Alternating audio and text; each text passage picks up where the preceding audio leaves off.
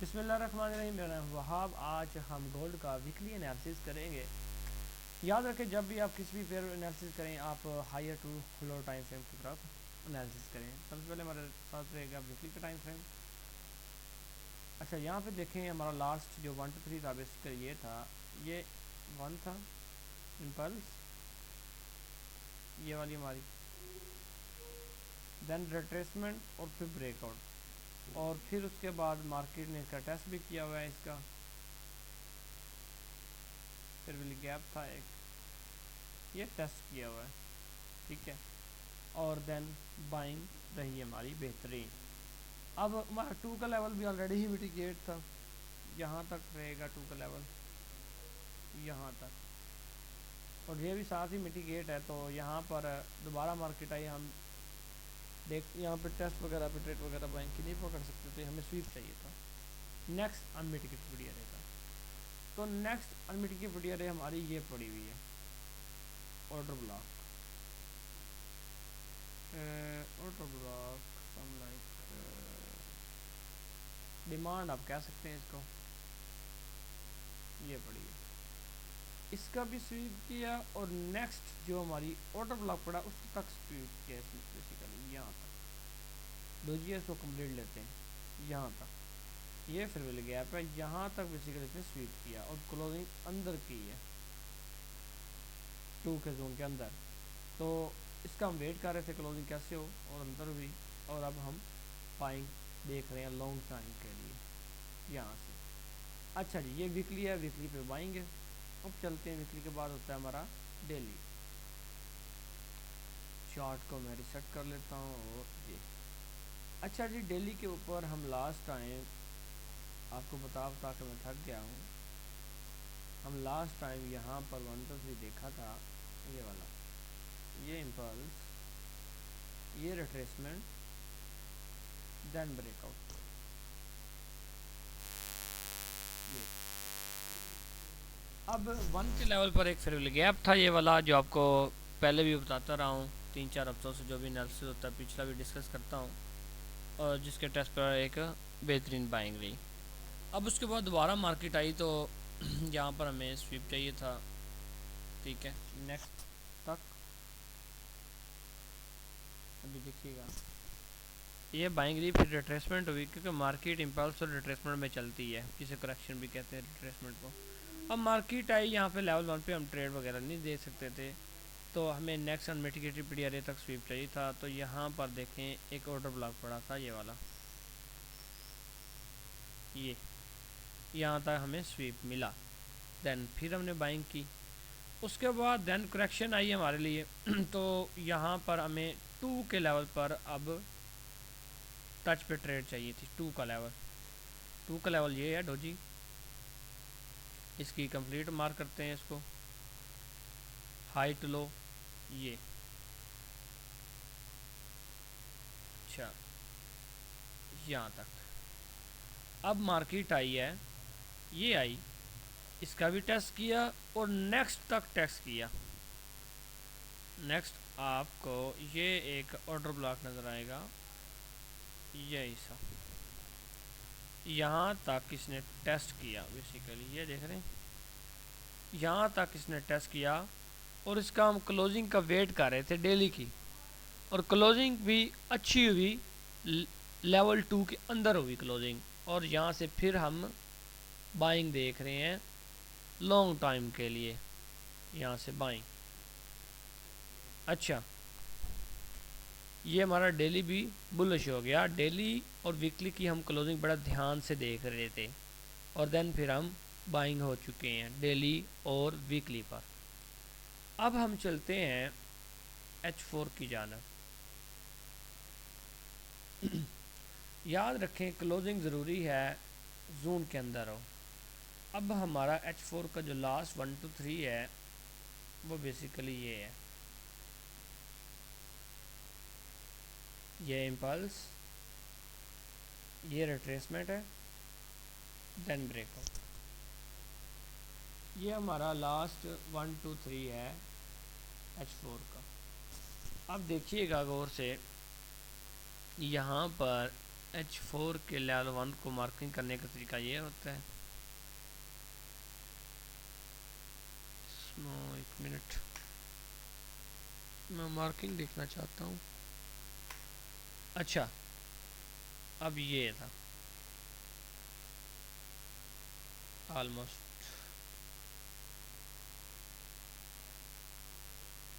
एक चीज़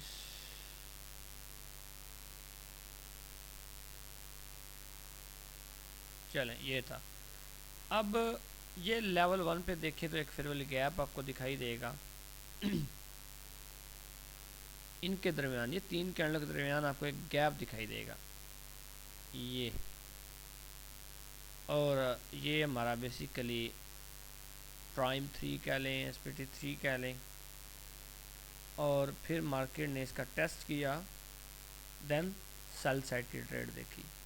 अब दोबारा मार्केट आई तो इसका हाई ब्रेक चाहिए था हमें, दोबारा मार्केट आई, इसका हाई ब्रेक हुआ और आगे नेक्स्ट जो फिर वाली गैप है उसका भी टेस्ट हुआ ये वाले का, देन फिर सेल देखी। अब अगर दोबारा मार्केट आती है, H4 सेलिंग है, अगर दोबारा मार्केट आती है तो इसका हाई ब्रेक हो,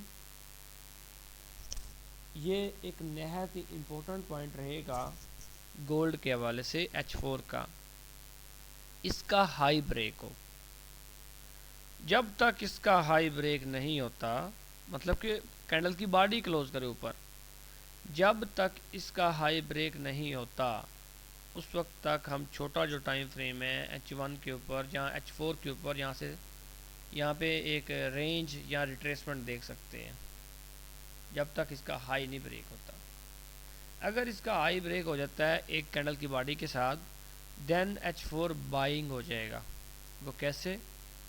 क्योंकि एंटी डायरेक्शनल 5 वे लग जाएंगी ना, स्टूडेंट को पता होगा, जो देख रहे हैं कुछ स्टूडेंट को, ये ब्रेकआउट, ये ऐसे है, ये 1 2 3 हो गया, उसके बाद ये 4 लगी, अगर ये ABC बनी ना, C के ऊपर अगर कैंडल क्लोज कर जाएगा देन क्या हो जाएगा, ट्रेंड बुलिश हो जाएगा ना।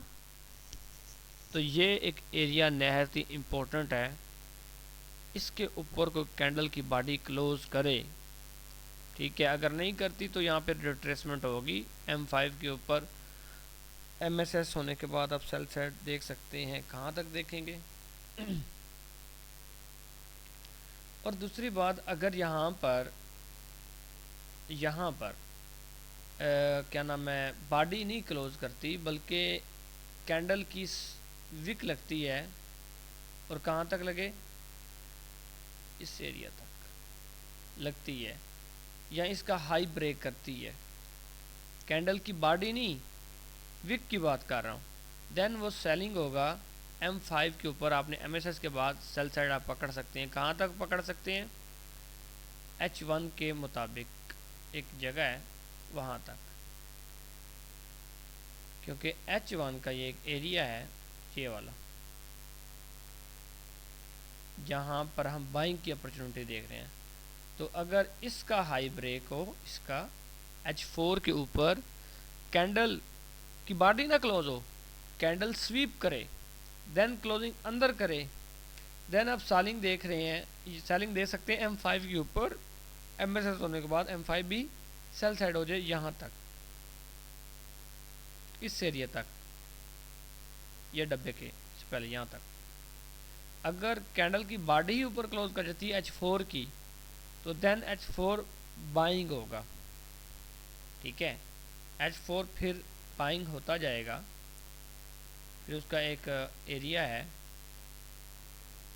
जिसको तोड़ना ज़रूरी है, बाइंग होता जाएगा, इसको तोड़े, फिर इस रेजिस्टेंस इसको कह लें, इसको तोड़े, फिर बाइंग मज़ीद। अगर आपने सेलिंग देखनी है H4 के ऊपर, तो ये जो लाइन मैंने मार्क की है, इसका हाई ब्रेक करे, स्वीप लगे, बॉडी ना, अगर बॉडी क्लोज कर गई तो फिर तो H4 बाइंग हो जाएगा, अगर स्वीप लगता है देन क्लोजिंग अंदर होती है, देन आप सेल से देख सकते हैं, वो भी M5 के ऊपर, MSS होने के बाद सेल देख सकते हैं H1 के लेवल 1 तक। काफ़ी स्टूडेंट को पता होगा इस चीज़ का। यहाँ तक देख सकते हैं। ठीक है, ये H4 की। अब देखते हैं H1। H1 जो हमारा लास्ट कुछ 2 दिन पहले जो सूरत थी वो कुछ यूँ थी। मार्केट का लास्ट ये 1 2 3 लगा हुआ था ये, और देन ये ब्रेकआउट हो गया था, ये इम्पल्स, ये रिट्रेसमेंट, ब्रेकआउट। अब उसके बाद यहाँ पर गौर से देखिएगा, यहाँ पर जो 2 का लेवल है, यहाँ से हम एक सेल सेट की ट्रेड देख रहे थे जो आपको बताई हुई थी, और ये सेल सेट की निकली ट्रेड। कितने पिप इसने दिए थे, यहाँ से गिन, ये देखें 542 पिप। मतलब कि गोल्ड तो लोग 100 पिप ट्रेड लेके और रीले बना रहे होते हैं जी, टिक टाक के ये और वो सिर्फ इतनी सी मूवमेंट, तो 500 पिप तो आराम से ही दे गया ये, 100 तो क्या ही। ठीक है, 545 पिप अगर यहाँ से गिन लें इस कैंडल से, आपने इस कैंडल जैसे क्लोजिंग भी तो नेक्स्ट कैंडल से आप ले लेते हैं ट्रेड, अगर यहाँ से गिन लें फिर भी देख ले 500 पिप सुकून के साथ दे गया। ठीक है, क्योंकि आगे हम ब्रेक इवन कर दिया था हमने, क्योंकि यहाँ पे एक डिमांड पड़ी, देन अगेन बाइंग होनी थी। अच्छा, यहाँ पर H1 के ऊपर 2 के लेवल पे हमने सेल देखा था, ये मैंने बताया हुआ था लाइव DVC ट्रेड। अच्छा, अब उसके बाद यहाँ पर बेसिकली इसके ऊपर हो गया ब्रेकअप स्ट्रक्चर। वो कैसे हो गया, यहाँ पे ट्रेंड हो गया था बुलिश, पहले सेल की ट्रेड पकड़ी, उसके बाद अगर इसके ऊपर कैंडल क्लोज करती तो ट्रेंड हो जाना था बुलिश। वो कैसे, एंटी डायरेक्शन 5 वे लगी हुई हैं, ये इम्पल्स और ये ब्रेकआउट, ये रिट्रेसमेंट,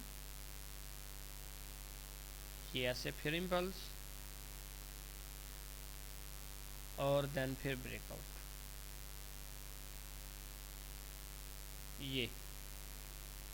ये 5 वे हो गई ना, तो जब ट्रेंड के अगेंस्ट 5 वे लग जाती हैं तो ट्रेंड हमारा वहीं से बुलिश हो जाता है, ऐसी है ना।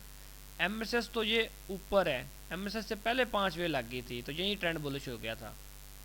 तो अगर आपने ट्रेड देखनी है तो बेहतरीन सेटअप यहाँ रहेगा, ये वाला एरिया कि मार्केट आए, ये फेवरेबल गैप है, इस एरिया का टेस्ट करे, टेस्टिंग कैंडल जोन से नीचे ना क्लोज हो, देन बाय। आपने ब्रेक इवन फटाफट कर लेना, क्योंकि ऊपर H4 का फिर सेलिंग एरिया पड़ा है, इसलिए मैंने कहा कि H4 के ऊपर वो वाली कंडीशन लगे तो देन सेल आप देख सकते हैं इस एरिया तक, फिर इस एरिया से फिर आप बाइंग पकड़ लेंगे। लेकिन फिर जब H4 का एरिया आ जाए तो वहाँ पर आप रुक जाएंगे, ब्रेक इवन कर देना है, क्योंकि जब बड़ा टाइम फ्रेम आ जाता है ऑपोजिट साइड तो उसकी पहले सुनते हैं। ठीक है, तो ये बेसिकली गोल्ड का एनालिसिस है। और बाकी अगर इस जोन से नीचे कैंडल क्लोज कर जाती है, ठीक है, तो फिर भाई साहब मार्केट, ये जो मैं एरिया मार्क कर रहा हूँ, ये कैंडल आएगी, इसकी क्लोजिंग नीचे अगर कर जाती है तो ट्रेड नहीं लेंगे। फिर ये 2 का जो लेवल है ज़रा गौर से देखें, ये ऑलरेडी ही मिटिगेट है, खुराक लगी हुई है, खाना खा लिया है। तो यहाँ पर क्या होगा, यहाँ पे कंडीशन लगी हुई, यहाँ पे इंड्यूसमेंट होगी, यहाँ तो इंड्यूसमेंट हो लेवल से पहले ऐसे, देन इसका ब्रेक हो, इसका लेवल से पहले इंड्यूसमेंट हो, देन इसका ब्रेक हो, ये इसके नीचे ब्रेक, क्लोजिंग अंदर हो, देन बाइंग। अगर मार्केट इंड्यूसमेंट नहीं करती फिर स्वीप करे, ज़्यादा चांसेस ये हैं कि इसके नीचे मार्केट कैंडल क्लोज कर जाएगी, क्योंकि यहाँ पे नेक्स्ट अनमिटिगेटेड पीडीआरए अवेलेबल ही नहीं है। ठीक है, यहाँ पे देख लेते हैं, ये ऑलरेडी ही टेस्टेड है, उसके बाद ये भी टेस्टेड है, तो यहाँ पर कोई पीडीआरए अवेलेबल नहीं है नीचे। ठीक है, तो यहाँ तो इंड्यूसमेंट हो, एक ही तरीका है, और इसका लो ब्रेक हो देन बाइंग, और सेकंड कोई तरीका नहीं है, MSS कर जाएगी मार्केट। फिर कहाँ से बाइंग की जाएगी वो भी एरिया आपको बता देता हूँ। फिर मार्केट इस एरिया में आएगी, ये अगर मैं 5 का लगाऊं, ये देख रहे हैं रिट्रेसमेंट हुई है 0.38 यहाँ तक रिट्रेसमेंट हुई है। तो फिर इस एरिया से एक बाइंग की अपॉर्चुनिटी हो सकती है, यहाँ तक लेके रिट्रेसमेंट कर सकती है।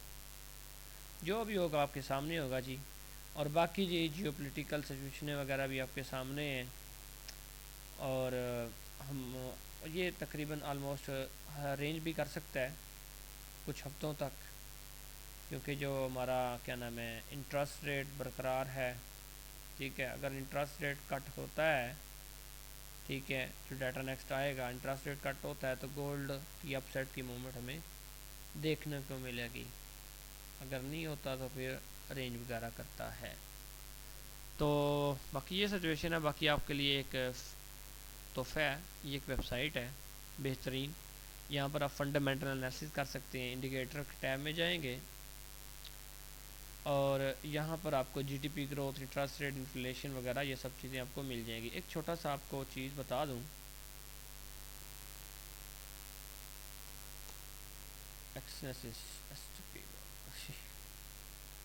एक छोटी सी चीज़ आपको बता दूँ। 3 चीज़ें बेसिकली होती हैं फंडामेंटल एनालिसिस को देखने के लिए। और भी काफ़ी चीज़ें होती हैं लेकिन कुछ चीज़ें, एक होता है इंटरेस्ट रेट, एक होता है इन्फ्लेशन रेट, और एक होता है सेंट्रल बैंक की पॉलिसी। आप कह लें इसको। याद रखें कोई भी मुल्क को उसका 2% से ज़्यादा महंगाई नहीं होनी चाहिए, ना 2% से नीचे महंगाई, या ना 2% से ज़्यादा ऊपर जानी चाहिए, या 2% से माइनस नीचे ना जानी चाहिए। मतलब कि 2% अगर कोई महंगाई ऊपर जाती है तो सेंट्रल बैंक का काम है कि वो पॉलिसी बनाए और महंगाई नीचे आ जाए। अगर महंगाई नीचे जाती है, सेंट्रल बैंक का काम है कि महंगाई अपने 2 के लेवल पर आ जाए। मतलब कि कोई भी कंट्री है उसमें 2% से महंगाई ऊपर नहीं जानी चाहिए, ना 2% से महंगाई नीचे नहीं आनी चाहिए। अगर गई तो सेंट्रल बैंक को पॉलिसी बनाएगा, महंगाई उसी लेवल पे आ जाएगी। अगर मिसाल है कि ये महंगाई ऊपर चलेगी, ठीक है, अब सेंट्रल बैंक बनाएगा पॉलिसी, क्या बनाएगा? सेंट्रल बैंक जो पॉलिसी बनाएगा उसमें इंटरेस्ट रेट की पॉलिसी बनाएगा। इंटरेस्ट रेट आपको पता है, सूद का पता है ना, इंटरेस्ट रेट की पॉलिसी बनाएगा। अब देखें जी महंगाई कैसे कम आएगी। याद रखें महंगाई क्यों बढ़ती है, जब आप इंटरेस्ट रेट 0% मार्कअप पे देते हैं तो लोगों के पास स्पेंडिंग ऑफ मनी बढ़ जाती है। स्पेंडिंग ऑफ मनी बढ़ जाती है, ठीक है। जैसे कि बैंक के पास, बैंक से आप लोन लें और आपको वो 0% पे दे तो आप ज़्यादा से ज़्यादा पैसा निकालेंगे और ख़र्च करेंगे, ठीक है। तो उस वजह से क्या होती है, महंगाई बढ़ जाती है, ठीक है ना, महंगाई बढ़ जाती है। जब अगर क्या नाम है बैंक इंटरेस्ट 5% पे दें, 6% दे तो फिर लोग पैसा ही नहीं ले पाएंगे, तो महंगाई क्या होगी, कम हो जाएगी। ऐसी है मतलब कि अगर वो इंटरेस्ट रेट जो है उसको अगर उसको बढ़ाते हैं, ठीक है, मैं फिर बता रहा हूँ, इन्फ्लेशन जो है वो हमेशा 2 पर रहना चाहिए। तो अगर 2 से अबव होता है तो सेंट्रल बैंक बनाता है पॉलिसी। पॉलिसी में होता है इंटरेस्ट रेट। इंटरेस्ट रेट क्या होता है, सूद। अगर आप इंटरेस्ट रेट को 0% पे कर देते हैं तो महंगाई बढ़ जाती है, पैसा लोगों के पास आना लग पड़ता है तो लोग खर्च करते हैं, महंगाई बढ़ जाती है। अगर इंटरेस्ट रेट को बढ़ाया जाए 0 से 5% पर तो फिर क्या होगा, लोग पैसे ही नहीं ले सकेंगे तो महंगाई खुद ब खुद नीचे आ जाएगी। मतलब कि लोग खर्च ही नहीं कर सकेंगे, लोग लोन ही नहीं ले सकेंगे क्योंकि 5% सूद पर उसको लोन मिल रहा है, ठीक है। तो महंगाई क्या हो जाएगी, कंट्रोल। तो इस चीज़ को समझ लें। इंशाल्लाह जो नेक्स्ट टॉपिक मैं डिस्कस करूँगा या बनाऊँगा वो इसी के ऊपर होगा, ठीक है, फंडामेंटल एनालिसिस के ऊपर होगा, जिसमें आपको समझ आ जाएगी कि ये जो हमारा मुल्क है या कोई भी मुल्क है, उन मुल्कों की जो मईशत है कैसे ऊपर नीचे जाती है, करेंसी कैसे ऊपर नीचे जाती है, ठीक है, ये सब चीज़ें इंशाल्लाह। और बाकी हमारा जो 6 बैच है वो स्टार्ट होने जा रहा है, आप ज्वाइन कर सकते हैं। हमारा व्हाट्सएप नंबर 034066 719495 पर आप रब्ता कर सकते हैं। और इंशाल्लाह 2 दिन के बाद हमारा बैच स्टार्ट हो जाएगा और आप क्लासेस वगैरह ले सकते हैं, जिसमें 2 क्लासेस बिल्कुल फ्री रहेंगी, ताकि आप ये ना लगें स्कैम वगैरह सक्का वगैरह चीज़ें, ठीक है। इसलिए 2 क्लासें बिल्कुल आप लोगों के लिए फ्री रखी। आएँ, समझें, देखें, दिल को तसल्ली हो, देन आप पे करें और ऑनवर्ड आप जारी रखें, ठीक है जी। ये गोल्ड का एनालिसिस आपके सामने रखा हुआ है और जो भी होगा आपके सामने होगा, ठीक है। थैंक यू जी, अल्लाह हाफिज़।